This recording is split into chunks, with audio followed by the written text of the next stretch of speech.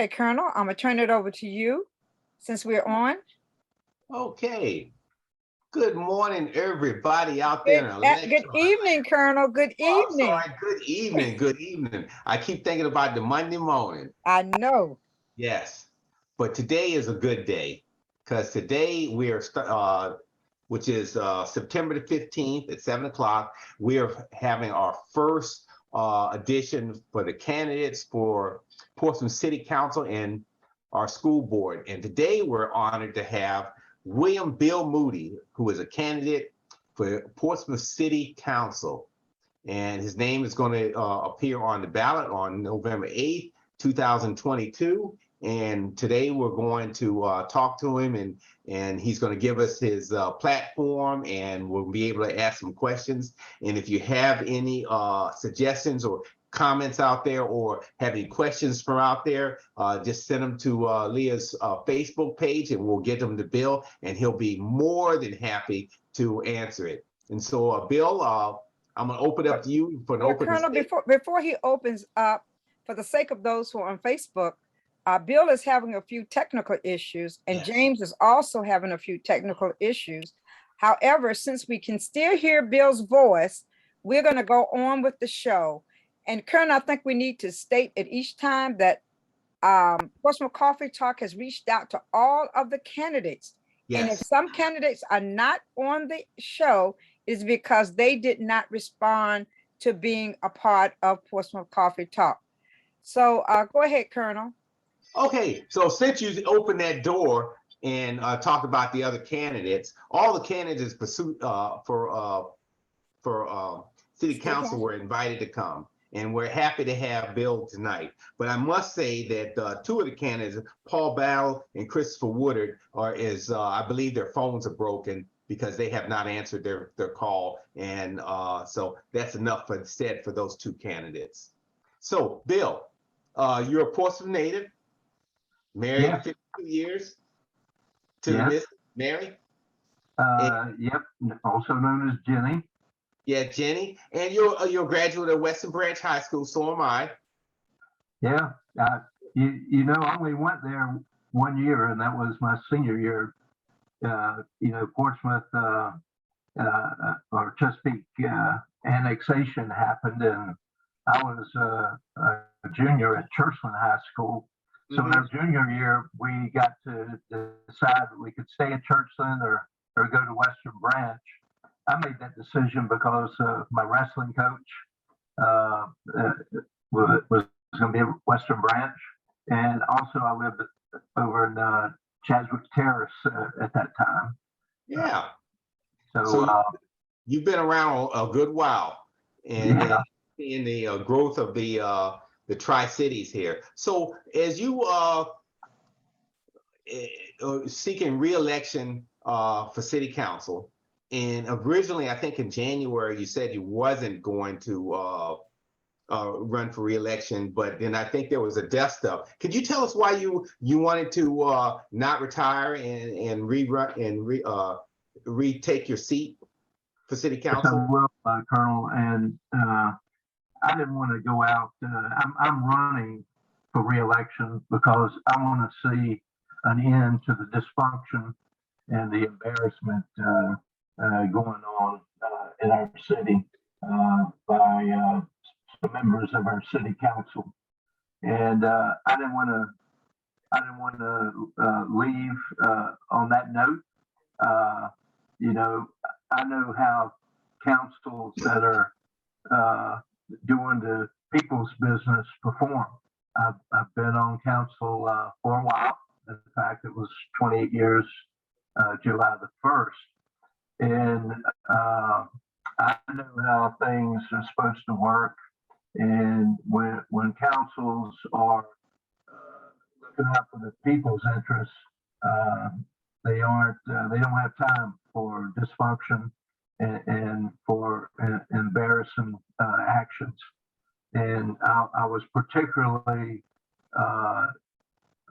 disturbed by the unwarranted firing of Ms. Jones as city manager in just I think a month over a year in the job. I think she showed great promise, and to be fired abruptly was not a good move. And then the attempted hiring of a city attorney that had legal issues, didn't even have a driver's license, if you may. And thanks to the public getting wind of that, the public really brought it to the forefront and put some pressure on people to decide not to do that. But you know, when councils are doing the people's work, they're communicating. They aren't blindsiding one another. They're formulating a vision on where they want to see our city go, and they're communicating that vision with the citizens of Portsmouth. So yeah, I'm running for re-election. I'm enthusiastic because I think we can right this ship and get back on track and do some great things. Before you continue, Bill, I want to ask our Facebook audience if they're having difficulty hearing you at this time. Please, someone indicate as to whether you can hear William Bill Moody at this time. Because someone just give me a nod or a thumbs up if you're able to hear him. Eric Perryman, you're on. Can you hear Bill Moody at this time?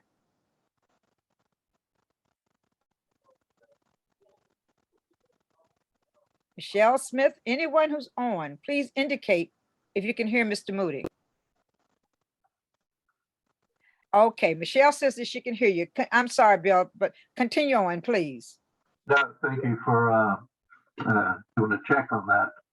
Yeah. But the colonel had asked me why I decided to run again. So I was just sharing my thoughts on that.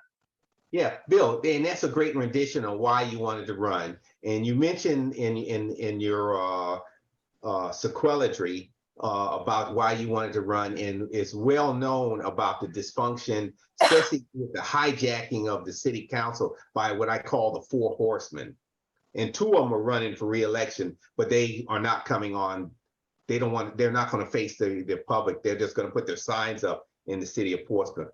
But when you talked about the hiring of the new city manager, and I've gotten several comments about the poison pill that the four horsemen put in there about in her contract. And is there anything to have? Can that contract be renegotiated? Yeah, you're talking about the employment agreement with the current city manager. Yes. Well, I have asked our city attorney a question, and she's researching that. It's often said among councils that one council cannot bind a previous council to anything. So my question is, can one council bind another council to an employment agreement? So that's yet to be determined. Mm-hmm. And keep in mind that that agreement was put together by four people, and yes. The three people, me, the mayor, and Councilwoman Lisa Lucas Burke, we weren't part of that. In fact, you could say that it would be accurate to say that we were blindsided with that agreement. Yes. Okay, Colonel, can I ask a question? Go ahead, Colonel. You finish first, and then I'll ask my question. No, and you're correct, Bill, and I'm gonna call you Bill, sure. And because one, in the four people that I refer to, I affectionately call them the four horsemen, who have basically have hijacked city council and running ripshod over the council now, and with those kind of decisions on one, as they say, one party rule. But I'm gonna let Leah say. You had something to say, Leah? Yeah.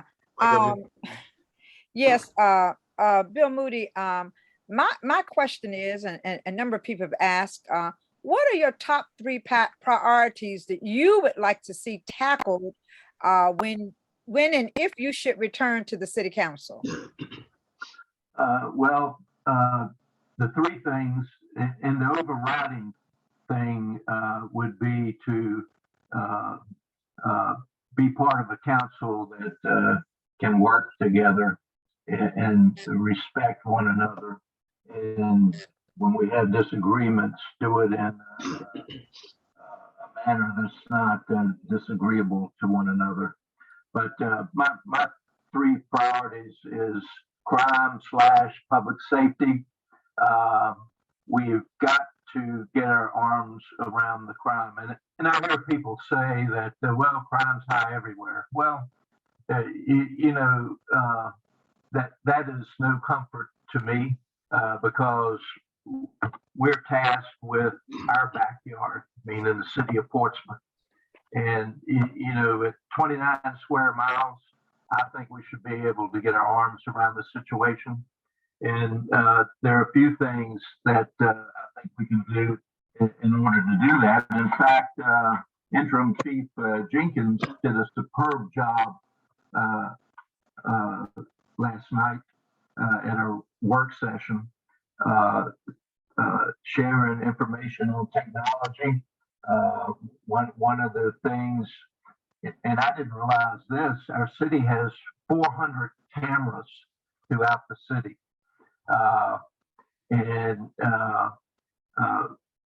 The city has already purchased a program called Fusus. And what that will do, that will, it's 400 cameras that don't communicate with one another. They're all independent. It will create a network out of that and be able to, people will be able to monitor that from a central location.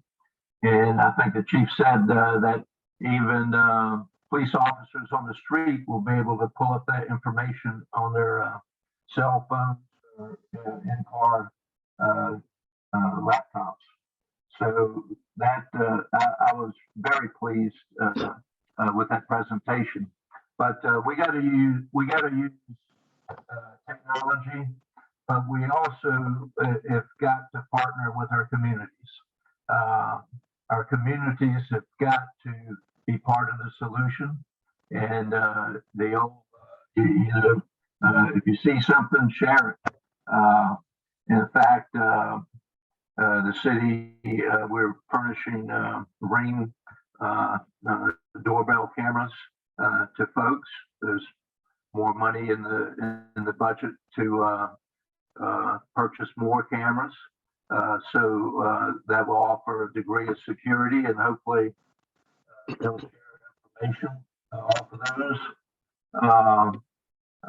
That we're going to use money to offer money to improve the lighting in areas of our city. So that'll help.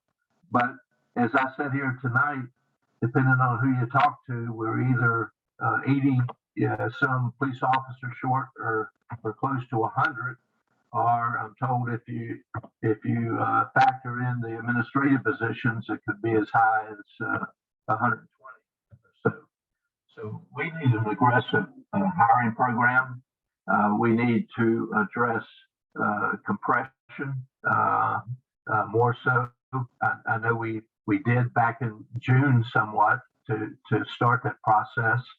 But we need to make sure we can't be the highest paid, but we can't be the lowest paid. We need to be competitive. It really disturbs me when I ride through town and see a billboard from a neighboring city recruiting our public safety people. And I've been with some corporations, and I know from my own experience that when employees leave your company, a lot of times it's not just due to pay, it's due to treatment as well. So we need to make sure that promotions are dished out according fairly.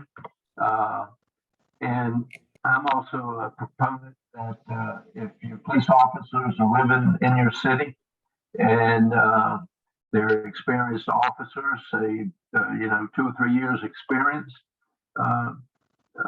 let them take a car home. A car parked on your street. I think most people that are going to break into a home would probably pick another street if they saw a police car presence. And two, that's a benefit for the police officer. So we need to, and same way with our firefighters. Our fire trucks go out now. I think most national firefighters associations recommend 4 firefighters per truck. It's my understanding that a lot of our trucks go out with only 3. We also short some paramedics. So we need to get our arms around this and once and for all come up with a pay plan that's competitive and try to eliminate this pay compression situation. Bill, in all that you're saying, and I agree that the pay structure in Portsmouth has been a reason why a lot of people have left the city, but I'm a little biased, Bill. Why is everyone always included except the sheriff's office? Actually, we addressed that last night. Somewhat, the sheriff and the deputies need to be part of and should be part of the solution. Exactly. I'm not. When I say public safety, I'm not leaving out our deputies at all. In fact, we approved last night for a $6,500 one-time bonus for deputies. So, but we do need to include them, and I'm certainly not leaving them out. And we also need to get back to true community policing. Exactly. You remember when we had neighborhood I remember. and that program worked. The officers got to be familiar with the community, and the community familiar with the officers. And in a lot of cases, they had satellite offices within the community. Exactly. But we need to get back to that. And to return to that means that we need to get back up, decrease that number of vacancies in our police department. In fact, I had I won't mention the name, but it's a well-known shopping center. But the gentleman who is the manager of that shopping center just recently told me that he would offer office space to a police officer to patrol the communities. So I passed that on to City Manager Chapman, and hopefully we can do that. I remember Kroger when it opened up, it had an office there for a police officer as well. But we need to get back to community policing.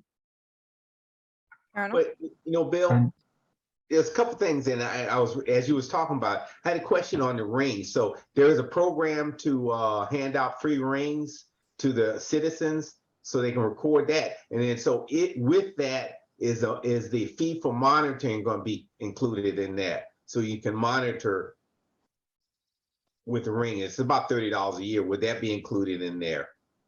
Well, I know we appropriated $100,000 for that. And I think it's on. So yeah, so the monitoring will be included, which is about $3 a month. So, I don't want to say yes or no because I don't know the answer to that. Yeah, that's what I'm saying. Yeah, so you can take that back to the compadres on that. Yes, And then so you also addressed about the police department being 80, about approximately 80 to 100, depending on you if you're adding in the administrative staff, police short. But statistics says that yes, the number of police force that you have, it really doesn't make a big difference in our safety if that's all they're doing is riding around town, burning up gas and giving out tickets.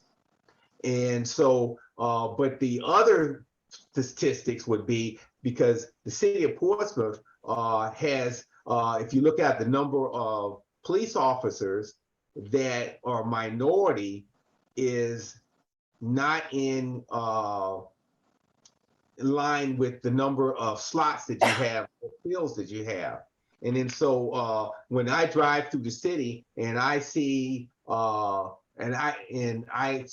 I see a policeman that doesn't all the time doesn't look like me, I have been stationed in places where I'm like in Georgia, in Kentucky, I've been and actually here in Portsmouth, been stopped driving while black by police officers that don't look like me because I have a nice car or success in nice cars. And then so we have to look at when you're doing the recruiting, and whoever's doing the recruiting piece is doing a horrible job recruiting your police officers. You have to look at that and get on the new city manager to make some moves with that. Well, we do have a goes to the Civil Service Commission that monitors that, and I hear your point, and you're absolutely right. With a city that's I think 56% black, your police department, all of public safety should reflect the community that they serve in ultimately.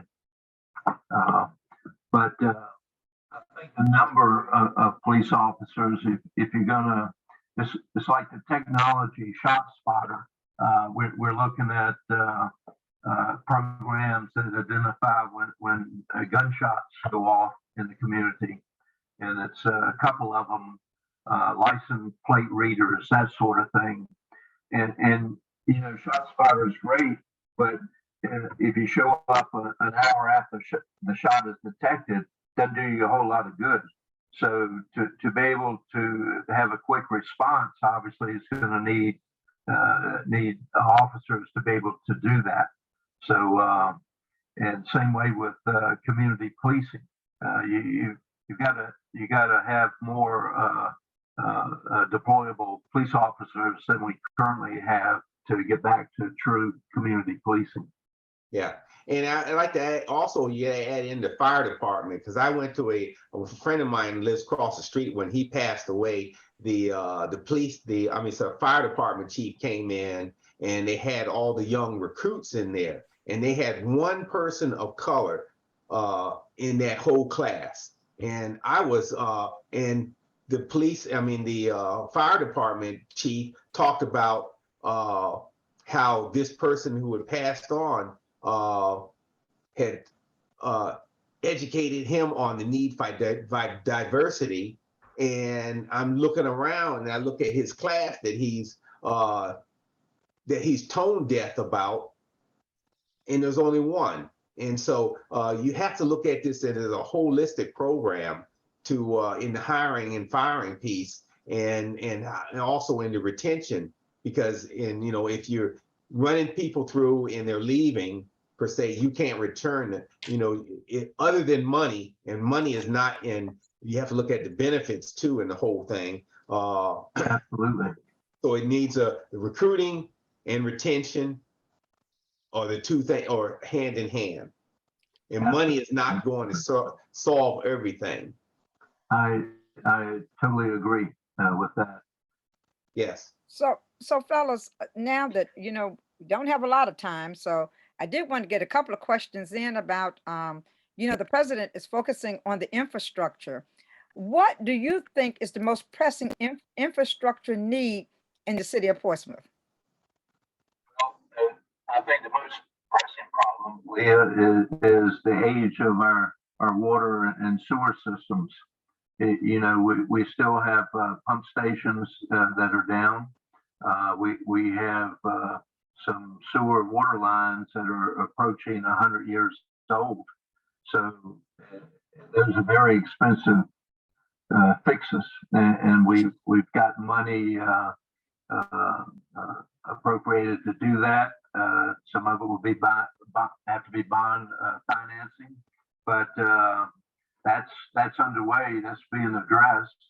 The same way with our water plant. After Flint, Michigan, a lot of unfunded mandates came down from the federal government that Portsmouth has to comply with, and complying with those mandates is going to be very expensive, and that's a water system, out at the Suffolk lakes. So I think infrastructure on water and sewer is a top priority. Beyond that, we have still some areas of our city that are prone to flooding. Nobody should have to walk through water to get to their home. I know in Ebony Heights, that's been a problem. Frederick Boulevard has been a problem. Frederick Boulevard, the overpass has been a problem. Summit Avenue, that area has historically been a problem. So we need, we've done studies on that, but you eat an elephant a little bit at a time, and we need to make sure that we're addressing that. In fact, we're using some of the ARPA money to address some of the situations over in Ebony Heights as well. But did we get our fair share of infrastructure dollars from the federal government?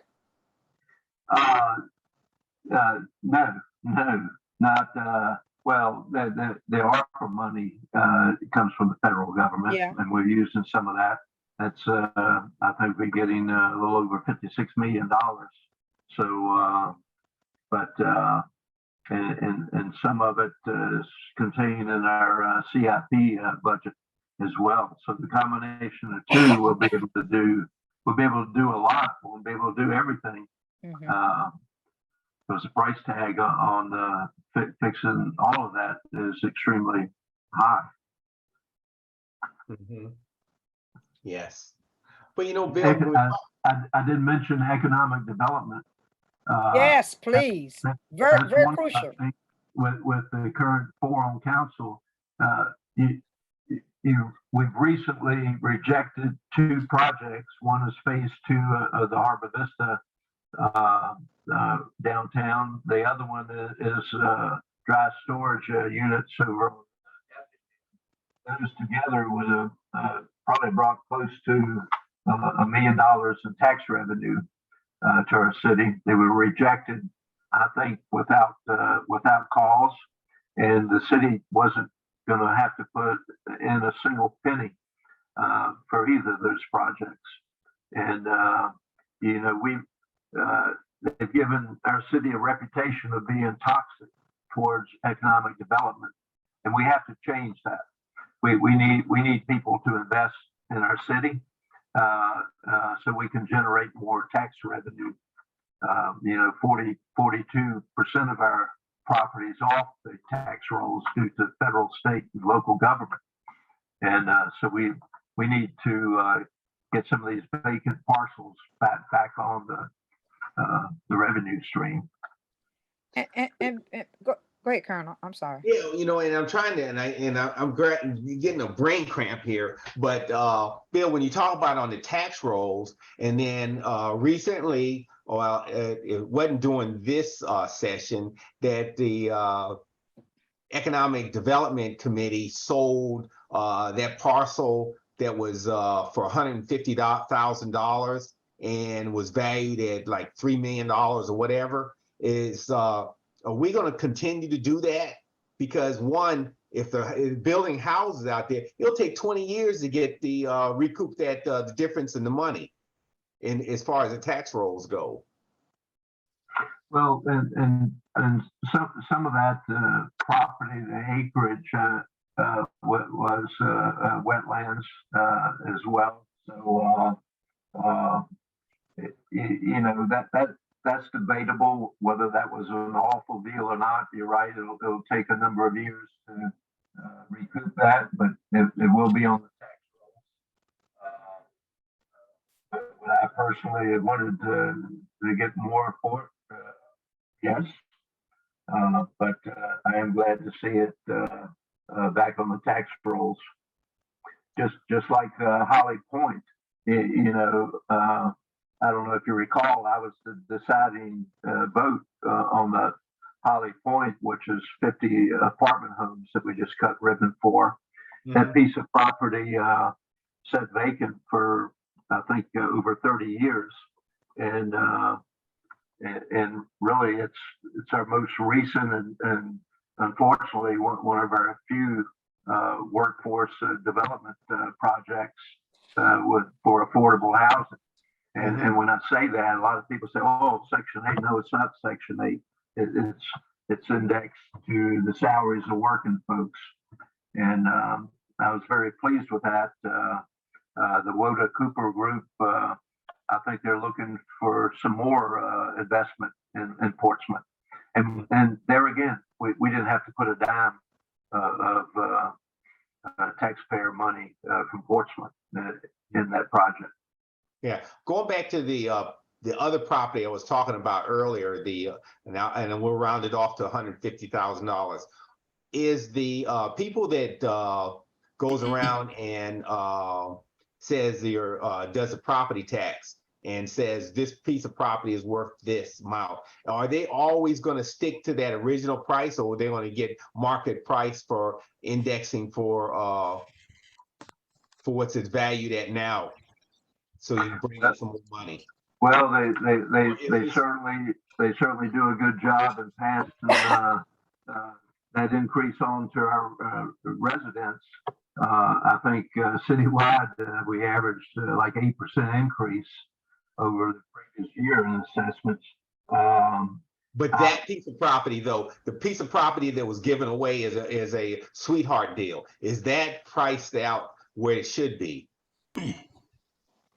And as far as assessment, as far as value of property taxes. Well, I mean, it will be the property taxes will be at $1.30 per hundred. I mean, is it still at the sweetheart deal price versus what it should be getting? Well, the true assessment should be at 100%. Should be assessed at close to 100% of the value. But that's up to our commercial real estate assessors. They keep assessments out of the hands of elected officials, which is probably a good thing. Mm-hmm. Hey, yeah. Can you all hear me? We can hear you, James.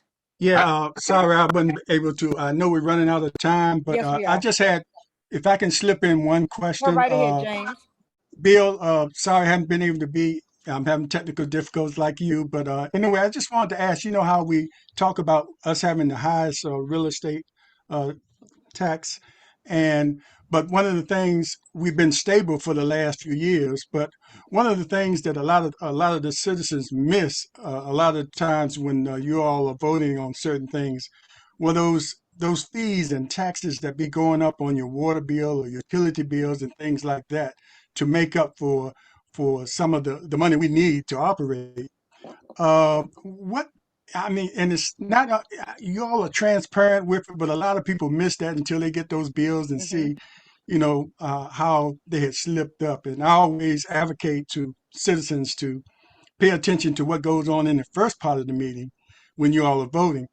But what can we do in the future, Bill, about even not going up on those taxes and restaurant fees? Because, our restaurants are an important part of our downtown. And looks like that's the only way we seem to be able to raise money. And I know you had voiced opinions about that in the past. What can we do to to sort of soften that blow because, even though our tax rate is not going up and it's still the highest, but we're constantly going up on the fees, and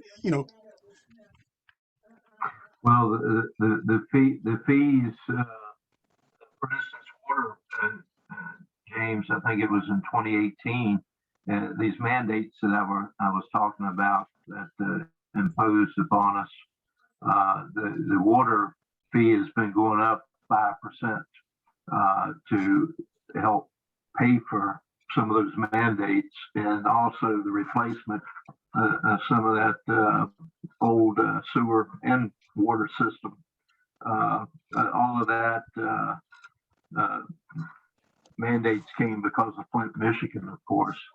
But yeah, that has to be a point where it's too much. Now, if you look at our water rates compared to our surrounding cities, they're still better. But that I agree with the fees. Real estate rate is the highest in around, and the fees just compound that. So we've got, it puts even more pressure on us to make sure that we're getting development in the city, and also to make sure that the commercial sector is carrying their weight as well. I asked the assessor publicly, I think just a week ago, about how many commercial appraisers that we have, and he said 2. Well, I asked the same question last year when the commercial sector, the residential sector is carrying the weight of the commercial sector, and blamed it on the lack of commercial appraisals. And but a week ago, I asked him the same question. We're still at 2. We need to increase that, and the commercial sector, their property needs to be assessed properly as well. So you're right; those fees constitute a burden on everybody. Okay, thank you, and we've gone over a little bit, so I'll let the host to open up, close us out. And Bill, I just want to thank you for coming on and sharing your platform and answering the questions. And what it comes down to, economic development, economic development, economic development. Yeah, that's very true, James, and I really appreciate the invitation to speak with folks tonight. Sorry I couldn't, for some reason I couldn't get the video up, but I think everybody knows what I look like. Y'all take care and have a good Bill, evening. I want to again say thank you. And I had many, many more questions. So 30 minutes is just not enough time to get all your questions in. But we want to thank you definitely for coming on Portsmouth Coffee Talk, sharing your platform with us. And hopefully we will have an opportunity to talk with you again prior to the election. I had many more questions. I can't get any more in because our other guest is already coming into the room. So thank you once again, Bill. Thank you so very much. Thank you, Lena, Colonel, and James. Y'all take care and have a good evening. Bye. Thank you very All right, much. thank you, Bill. Take care. You too. Well, we've just finished with Councilman Bill Moody, who shared with us his platform and his thoughts for the city. We are now at that point in time when Quniana Futrell is coming on, and she, of course, does not have any problems with technology tonight. So we appreciate that, honey, because we've been having some difficulties with technology. James has had a problem, and Moody had a problem. So we're glad that you were able to get on this evening. Me too. Thank you so much for having me. So, Miss Q, it's really nice having you here this evening, and the time is short, so we have to get as much in as we can in these Let's few do minutes that it. we have. Yes, So, ma'am. James, did you have anything to say to Q before she begins her tell as to why she wants to be on the school board in the city of Portsmouth? Well, first, I'd just like to thank her for accepting an invitation for being a guest, and we really appreciate you doing that. And We appreciate you taking the time out of your busy life to run for public office. I guess you see the need. Well, I'll let you talk about that. Yes. Your reason for running for public office, for running for the school board at this time. Absolutely. Thank you so much to you all for even allowing Oh, us this space. So I'm Quniana Futrell, also known as Q, which you will see on the ballot. So can't remember how to say Quniana. Don't worry about it. Look for the Q, and that's the ballot bubble you need to bubble on in. You And notice so I messed it up by introducing you, right? Go ahead.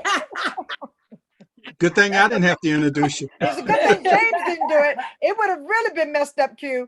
that's all right. That's why we just say Q. That's That's why we easy. stick to the queue. That's Yes. right. So Portsmouth family, you see me in the streets, just hey Q, because believe I'll have the glasses on. You'll be able to spot me from a mile away. And so I am, a Portsmouth resident here. My family is here. My husband of 17 years, my children, all attend Portsmouth Public Schools. One went for 2 years over at Churchland Middle before she moved. But all in all, I've raised my family here. I've opened business here. I wasn't born here. So let me go ahead and start there. I was not born here, but I have been here a good adult time. So literally 18 years I've been here. So I think I've made enough traction in the city with my nonprofit organization, BRC, with my, for-profit even, in the healing work that I do in the community. I think I made very good traction to show the differences that I've made, in the lives of so many, from Portsmouth all the way, in my international work that I do with children whose parents are incarcerated. And so outside of all of that, when the question is asked, what made me run, why run?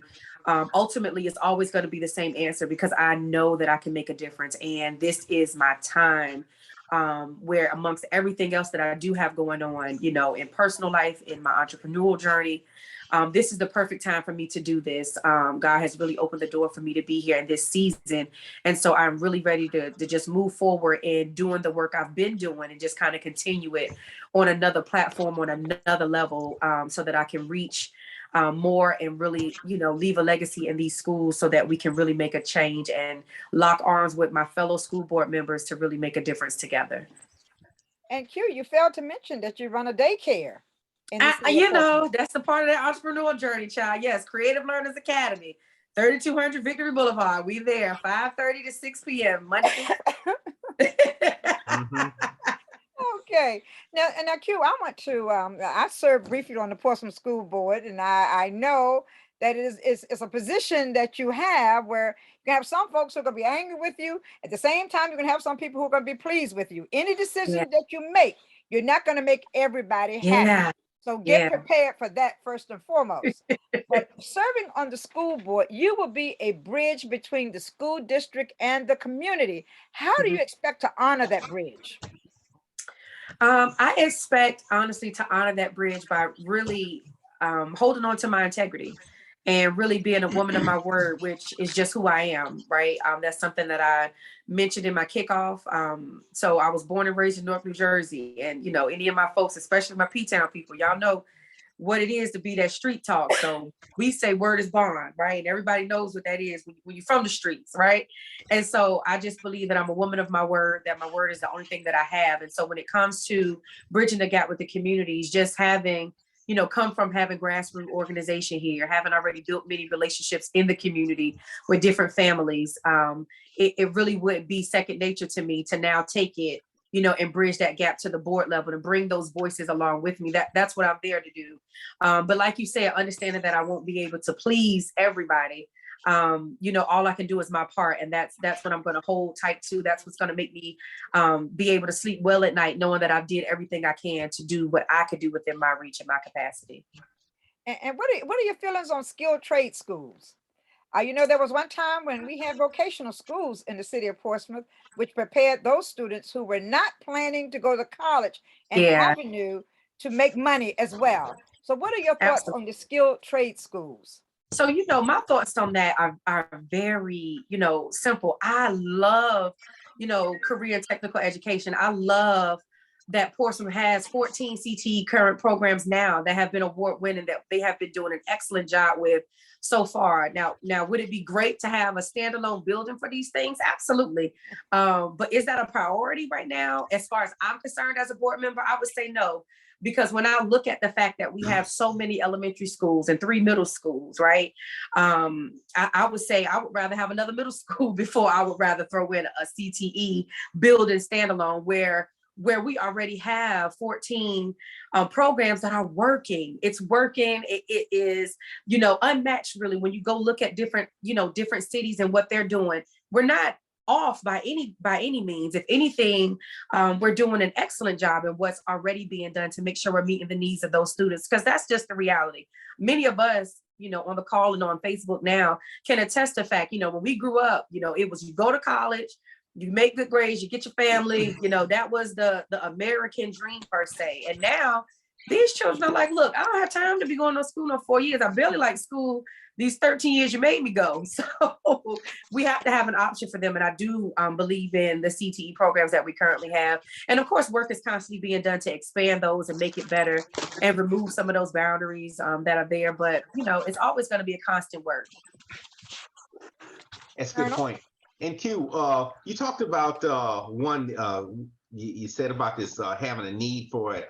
You'd rather have a nice middle school, but does the population support that, spending that money for another middle school? And will it continue on for the statistics will it support it over the long run? And then the second question would be, I hear this Confederate governor of yours. Oh, he mine. Yeah, talk about, and some of his constituents are discussing CRT in the my father, Lord. Does that exist in the high schools, in the middle schools, and in grade school, and all this discussion on sex and all this other stuff that the Confederate governor and his people are talking about?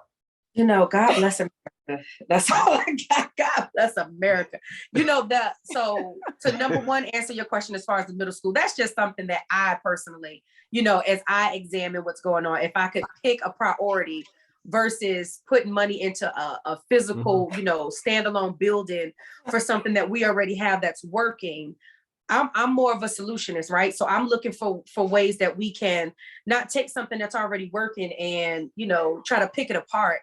But what is something that's not working? What's something that we've had complaints about? Because, I have a child in the middle school and I know the cries of, orientation and open house being 9,000 students in the school and everybody hot, everybody tired when we're all there at one time. So if that's something we can, come to the table to talk about, and someday in the future, hey, I'll definitely be, a vote for that. But that's, again, something personal to me that, when I'm on the board, we'll definitely take a look at all the priorities, but I would definitely add that to the list, which I'm pretty sure it's already there. But I would definitely kind of put a comma to that and put my name with it as well. Now, as far as this CTE is concerned, my God, you just gave me a headache on the side of my I know, that's why I brought it up. I believe that, I don't know, this is probably how my mind works, right? I'm a logical thinker. 1 + 1 have to equal 2. If it happened, it happened. If it didn't, it didn't. It just is what it is. We know what our history is. We know what the facts are. And it's really sad to me that in 2020, we still have people trying to erase what history is. And I am a firm believer in the facts and what we know is true. And I know that my people and my culture was not volunteers. We were not indentured servants. We were not there working. I've had my daughter field trip not too long ago out in Jamestown, where that's something that they told them, the slaves were they were volunteer. They could leave at any time. They didn't even call them slaves. They called them indentured servants. And they said, that they were working. It was their job and that they could go at any time. They were fed well. They were housed. They painted this picture that was false. And I had to make sure that was corrected immediately as soon as she got home, because that was not acceptable at all. And the fact that, there are a group of people that believe that they have the right to their opinion. But as for me, in my beliefs, I believe that facts are facts and we need to speak truth. Quniana, I understand exactly. Excellent answer. I understand exactly what you're saying, because I took my youth group back to Williamsburg back in the day, and we were asked to leave because I asked the lady to share with my kids the true history. Don't sweeten it up and make it look good. Share with No. me the true information. Yeah. You know, Q, and can I, go ahead, Q, James. can I Go ask a ahead, question? James. Sorry you can't see me, but that might be to your Oh. advantage. But anyway, I wanted to ask you, a lot of other countries, their school systems, they sort of stress at an early age learning of their students learning a foreign language or Yes. Mhm. extra language, and and oftentimes we'll see people speaking the King's English well, and then somebody tells us, that's their second language, Mhm. and I don't know if we stress that as much as we should here because now a lot of jobs are requiring or at least requesting that you have a second language. Yeah. So, how do you feel about maybe putting some emphasis on that as far as a school board member in putting that curriculum or making that a priority in the younger grades?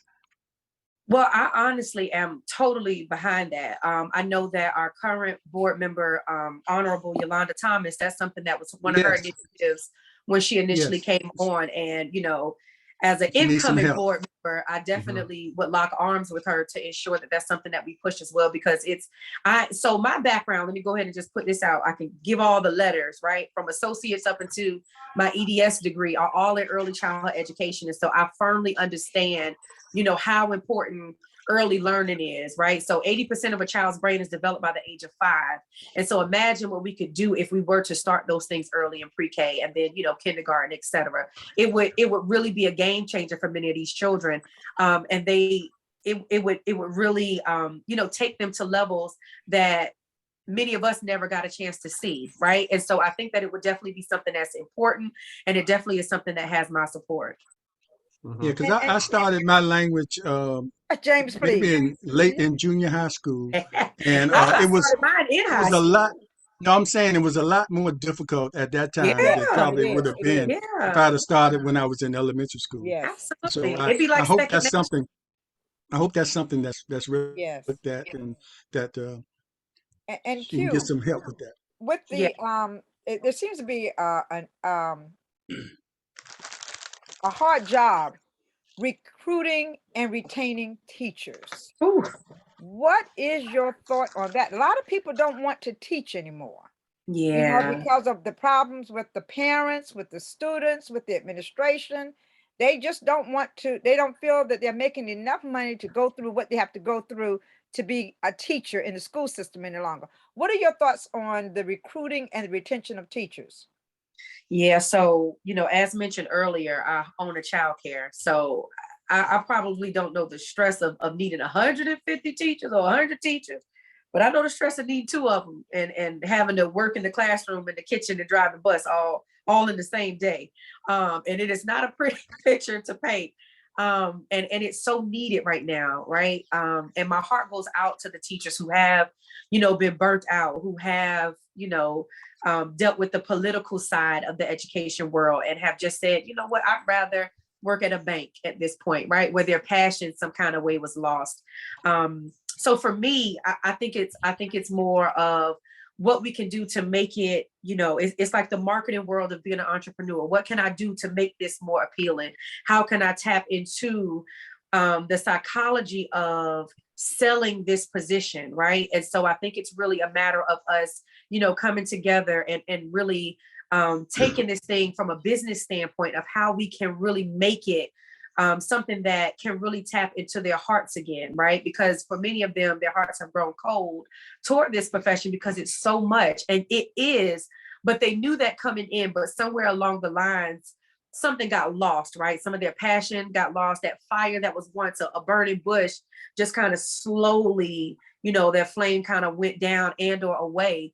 And so I think it's just a matter of making sure that we can be competitive with their pay, especially when we look at other cities, making sure that we can be, competitive when it comes to those sign-on bonuses or incentives, and ensuring that we don't forget about those who've already been in place as well. And so, I remember last school year kind of closing out, our board went ahead and made sure that they got raises for all the staff. And I think that was a great initiative in what they did, because, things like that just help them remember you're not forgotten. We do hear you. Exactly. We are trying. So I think it's just a collaborative effort. My daughter now, and I say my daughter, I have a son too, but I no offense to you fellas up here, but son, how was your day? Good. Okay, son. All right. So so I gotta like go into interview mode to get him. How was your day? It's a blah blah blah blah blah. I get everything, right? And so for her, even today, she expressed her concern of how frustrated she is because one of her classes, she has a sub. She's had the same sub since the first day of school, and she wants to get out of the class, but ironically, she can't because she can't get out of the class until she has a teacher in the class. Right. So although she doesn't like it, she can't move yet because there isn't a permanent teacher there to actually give that teacher a chance. And so we kind of had a heart-to-heart tonight because, as a parent, that's frustrating for me to see my baby, wanting to learn and getting bored in class and, feeling as if the substitute isn't doing, what the normal teacher would do. And I had to explain to her what that process is and, to just give her a little grace and, that, we'll pray that somebody does take over that role real soon. But even as a parent, I feel it. Right. Right. Yeah. Yeah.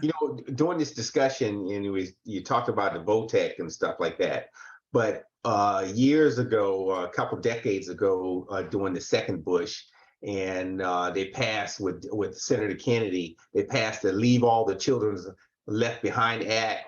Oh, yeah. That led to teaching to a test, and basically it killed was a slow killing off of creative thinking for our kids in this country, and it's set us back a half a decade. Absolutely. Until we get some politicians that will say this, scrap this and think about something new. So saying that, and what's your feeling on the fine arts and the humanities? And because when I look at the fine arts, statistics says, say for instance, somebody's in the orchestra or band, they have a tendency to have higher test scores and higher grade scores than the other kids that aren't taking those kind of curriculum. Well, I tell you what. Get that back in. Yes, go ahead. The fine arts are amazing, right? I think anything that is going to enlighten the mind of a child should be pushed, right? So if we see that the child has a gift or a desire to be a part of that, I think it's excellent. I love that it's offered to all the children so that they can have that option. I wish we could, how they see little commercials to just kind of see how, it can really help transform their minds a lot more and expand, their reach and where they could go in those areas. Because sometimes, kids can take those classes and really just believe, oh, it's just an elective, for a grade. And 9 times out of 10, they take it and it's like, oh my God, I love this. There's this newfound passion. There's this new desire for living again sometimes, that can come over you as a teen or as a young child. And so I think that it's definitely important. I'm grateful that it is something that we offer, and definitely, we could always do a job of kind of pushing it more, but I think that it's very important because there are careers in that. I think anything with a career that can help these children see that there are alternatives to the streets is always a go for me. It's always a plus for me in my book. So whatever we can do, especially in those arts, I think is very amazing for them. So my Q, next question, go ahead. James? Go ahead, Colonel, James. finish up. No, my next question, would be, there's a direct correlation to crime and high school graduation and dropout rates. Yeah. Yes. And then, so what do we do to improve the high school graduation rates? And we usually talk about that on the back end, but we don't talk about the front end, because if we start with early childhood education and in middle school and building that foundation and get through there, we never talk about the front end to get to the back end. And so, yes. Yeah, it's one of those things where, when you take out, your new shelf that you want to put together, if you just decide to throw the instructions away and put it together yourself, 9 times out of 10, some don't get forgotten. Tell me about it. As soon as you sit down and put that stuff up there, you close the door, all your little stuff gonna fall apart, right? Because you decided you didn't need the instructions, you didn't need to know. Well, the reality is early education, early intervention is so critical for children. And what we do early in their lives are really going to be those things that make that lasting impression. So one of my points from my platform is really pushing early literacy, right? I'm a firm believer in, making sure that children not only know how to read, but that they're comprehending what they're reading. Exactly. And, we have Senate Bill 616 coming with the Virginia Literacy Act that'll be implemented more to kind of push that a little more in the agenda in the coming school year. But the reality is what you don't start early, you can't expect to see the fruit of no labor there. It's just impossible. That's almost insane of us to believe the lie that we don't nurture early, but expect so much from these children later. It's impossible. The reality though, too, that has to be addressed, because I'm that, trauma girl, right? My quote is trauma ain't normal. And so I'm a firm believer in making sure that, not only are we providing, quality education for all children and, believing that all children are created equal, but that we understand that we have to provide equitable care for them as well. And that starts early. We have to understand that all children does not have the same starting line. Mm-hmm. They just don't. Most children have very traumatic lives back at home. And, my heart broke when we think about them being home for those 2 years, when the truth of the matter is, for some of those children, school was an outlet. For some of those children, school was their safety net, right? And so again, going back to the question, we have to start things early. Otherwise, we're looking at such a hard, like we talked about earlier with the language. If we learn Spanish in our household at 3 and 5 and 7 versus 16 and 17, I struggle right now at 30 plus years old trying to figure out, okay, after I say, hola, I don't have nothing else for you. That's all I got. That's it. Come on, Q. You came from New Jersey. Baby. You came from New Jersey. You're supposed to have more than hola, okay? Listen, I may have muy bien, gracias. That's it. Don't ask me nothing else. I had nothing else for you, but that's because I started late. Like, Spanish wasn't a requirement for me. And I went to high school in Chesapeake, and it wasn't a requirement until I got in high school. So, and I probably took 2 Spanish 1 and 2. But again, I learned it so late that it's not something that stuck with me. It's not something that was retained in my memory bank. And it was hard for me to make sure I had to study harder than I would have if it was something that was just traditionally brought up in my household. And so, with those dropout rates, it's so layered as to, the reasons why. But I can certainly say if we start early on with making sure that these children are successful in those areas where we see the latter pains from these children and hear their cries, we can try to make a difference for the next generation. Well, Q, Como se llama? Oh, ¿Cómo se llama, Jen said, "Cómo se Muy llama?" bien. And she said, "Muy bien." Okay. Muy bien. Yes. But listen, I think I asked you what was your name, but Q, but that's okay. Me llamo Q. I remember that. Oh, look at God. Look at God. Me llamo Ace Jaime. one person asked me to ask, Yes. what do you see as your most important responsibility on the school board? I would believe it leaves a wide door open. Do you hear me? It does. It does. Let me try to come in just a little bit. I would say it would be my communication and ensuring that not only am I communicating, but that I'm communicating. Again, it just goes back to just making sure that I have that level of integrity in my communication, right? So that, even if it is, news that I have to bring back that isn't, maybe what a parent doesn't want to hear, but it's truth. And you're going to get a lot of that being on the school board, believe me. And that's what you're going to get. Like I can't, and many people that know me, I've learned to sugar it enough, but it ain't going to be all the way. Listen, this is where we at. This is what it is. But how can we come up with a solution outside of that? On a community level, maybe there's some grassroots stuff that we can do. If we can't, do it politically through this, through the way that they want me to do it. Maybe there's some organizations I can connect them with. Maybe there's some programming, through many of my affiliations that I'm able to kind of connect them with. So at the end of the day, I would say, just having that integrity and communicating well really would be the only thing that could really hold me. And you know what? Yes, and you Wait, really James. answered the question I was going to ask, because the main function of the school board is policy making, and Exactly. uh, I was going to ask you how would you take that past the policy making stage, and as a person, knowing your personality and what you do for a living, taking it past it and dealing with parents and dealing with Yeah. teachers and dealing with Exactly. administrators. It has to go beyond that, sitting up there at the meeting, every meeting, Yeah. and passing policy and doing what you do there. You have to take it beyond the boardroom. And how do you feel, that you will be able to do something like that as a school board member? Is that Um, something that I'm that sorry. Go ahead. I was saying, is that something I was going to say, is that something that probably would not present a challenge to you? I would say that it wouldn't, only because, I have a clear understanding, just having been in different arenas and working with different groups. I would say by now I'm kind of a little seasoned with working with folks that, at times it just ain't gonna go how you plan it to go.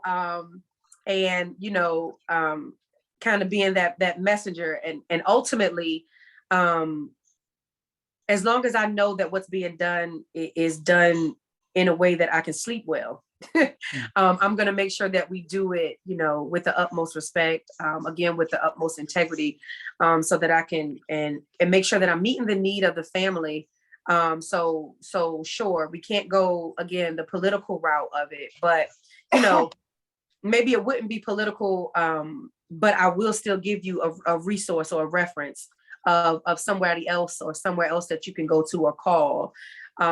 So, for example, I've had conversations with different community members and parents who've had issues with bullying, right? And so outside of the resources that I've given them, and taking that political route when it didn't work kind of to their favor, then okay, what can we do now to really help this child? So we need to get some therapy going. And I have contacts for that. So we need to get, some virtual learning going. I have contacts, so I can give you a link for that. So there are other ways to make sure that we can, really be a help. But even in that, I know that sometimes it's just going to be a dead end, and, I have to be okay with that. I hate it, but, sometimes that's just a reality, because, we were always taught you can't always get what you want. And so, that's just a part of life, with us having to be resilient in life sometimes. Let me ask one other question before I know it's almost time for us to go.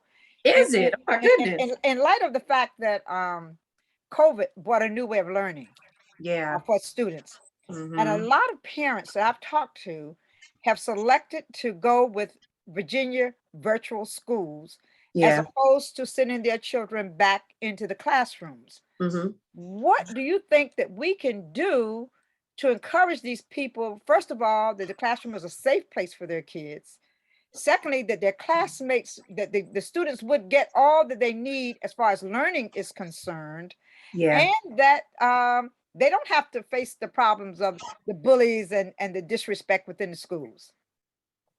Oh Lord, how That's much a big time? one. That's a big one for you, Q. How much time? Okay, um, so the reality is, right? There are going to be some parents, so no matter what we say, they're not bringing their children back. It really is not. It's never going to matter because there are, like the word says, there's laws of the land that we have to follow, right? And so school board is one piece, but if governor says something else, I mean, it's out of our control. And so parents say, hey, if I'm gonna send them, I want them in mask. I want to make sure that they're protected. I want them to, be suited up because COVID is still very real, right? Well, hey, if it's signed off that masks are optional, then there aren't many things after that we can really do, right? As much as we, can offer this, that we're sanitizing, that we're cleaning, after every class or whatever we could say could be a concern of theirs. At the end of the day, there are going to still be some groups who say, it's still just too many children, right? We still go back to the number. There's still 9,000 children in this school, and I just would rather my child stay home, right? So in some battles, especially with dealing with, pandemic, there are going to be some cases in that are just going to be lost, unfortunately, where we won't win them all. But I think that there are still some different programs per se that we could probably put together to bridge the gap with those students. It's just like you think about the children who are homeschool versus public school, how the parents, take them to the Y so that they can interact with other children. Right. Because ultimately, kind of just going back, to the mindset of children and the brain development of children, that social and emotional skill is crucial. It's crucial. And so that kind of being, robbed of them in a sense, not necessarily at the fault of the parent or the school system, but just that we are in a pandemic. And I don't want to say we were, because COVID is still very real today and prevalent now. But I would say that, if we could work out some programming where those children could be bridged together and form some community where there can be some events to happen just specifically for, this is virtual learning night where these kids can all come together. And maybe they all have the same mindset where, all of those thousands of children will come with their mask on because that's what their issue is, or they will all come, suited up in a suit if that's what they want. But or maybe that's just the convenience of their family. Exactly. Right? But if something is offered where it's targeted, to the ones who didn't come back, where it's a night where they can gather and kind of, get that social and emotional kind of space back again, I think it would be good to kind of help bridge that a little bit. You know what? It's an important piece that you just talked about, when you talk about the homeschooling. And I saw, the Army tracks differences in achievement of those who homeschool versus kids that go to traditional programs. And if we found out that those who are homeschool have a higher dropout rate, much higher dropout rate than those who are going to the traditional programs. And one, they don't assimilate and can't get used to, once they leave the beehive, they can't, mama's house, they can't adapt. They can't adapt at all. Yeah, and so we really, for those who are looking for, say, Army scholarships, and the Army by itself spends $330 million a year on higher education. And so we tilted our money going to away from those who were going to came from homeschooling, because we knew we're not going to get our bang for our bucks. But saying that, when we look at policy and over the pandemic and when these kids were stayed home, one of the forgotten pieces of that is our food insecurity with kids. Yes. And can you sort of address that for those listeners out there that don't, that may not be aware of what our schools and that part they play to feed our families? Yeah, I really take my hat off to PPS.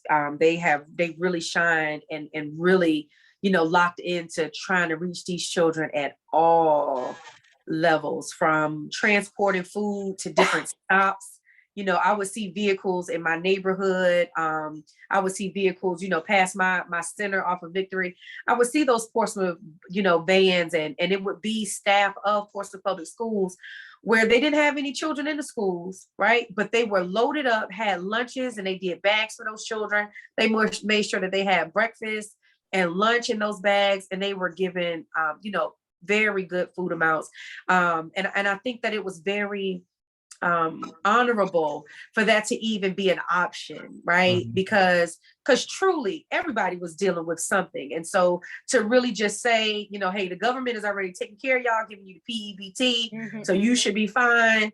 We're going to do our part to just get ready to open up soon. So, just not doing it at all very well could have been an option. But the fact that Portsmouth really locked arms with the community to make sure that those babies got their food, I really find that commendable. They really did an excellent job with going into every neighborhood, at the bus stops, telling the families, doing robocalls, sending it in the mail, sending emails. They did everything. I know I received all those ways of communication, and it worked well. And I think that it was very honorable that they did all that. So they really did try their hardest to make sure that in knowing that for some of these children, kind of going back to that equity Like for some of these children, those meals, those hot meals, school was where they were getting it. Exactly.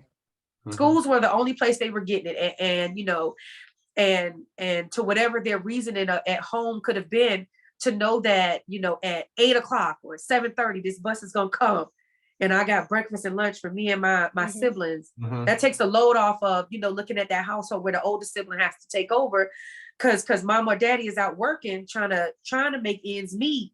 And sometimes ends just don't meet the same for every family. And so that they really did a great job trying to fill in those gaps for those families. Yeah. And Q, our avid gardener, Michelle Smith, I want you to look at establishing gardening into STEM to help the children, families, and communities to become more self-sufficient. And Oh, I love it. food. Okay, So, well, we're gonna have to Michelle, I asked end the there. question, Michelle. Leah, Now, let me Leah, just we're gonna tell have you. to end. We're gonna have to end there because either that or we're gonna have to extend time for every other candidate. Yeah, Oh, and that's wow. fine with me. All right, go That's ahead. fine with me. Over. We're well over, James, huh? We'll maybe about 5 minutes over, 5 but minutes over. 5 minutes. Okay. But you asked the question, so that has to be answered. That's No, she another. said she answered, James. She answered already. Oh, okay. Yeah. She answered. Yeah. Okay. If I have to, if it's on Facebook, I can go in and elaborate more, but I would definitely support that. As you can see, I got an allergy problem. So if I'm out there and I'm masked up and gloved up, it's not because of COVID, it's because that grass will attack me, but I would definitely get my hands dirty. Same situation here. Same situation here. Yeah. But okay, well, Q, I want to thank you so much for coming on and sharing you. your insight into your desires as to why you want to serve on the Portsmouth School Board. And I truly wish you well. And as I Thank said you. before, it's a position where some are happy, some are not. You Yes, know, ma'am. so you're always in that center aisle there. But Yeah. I want to thank you so very much. And there's one thing I want to mention, James, and I know we're running over, is the fact that not only does Q have a daycare, but Q also supplies Christmas gifts to children of incarcerated parents. And Yes. she does this every year. So Q has been actively involved. And Q, I just thank you for everything that you do. And Michelle is hoping that you would inbox her and I will. to the STEM program. James? Absolutely. Yeah, I'd just like to say, and we can extend the time for the other candidates as well. I have no problem with that. But I just want to thank you for coming on, and a shout out to your sorority. We all know who that is. I see that red. Yeah. Don't make me now, because I will. All right. I knew that was coming.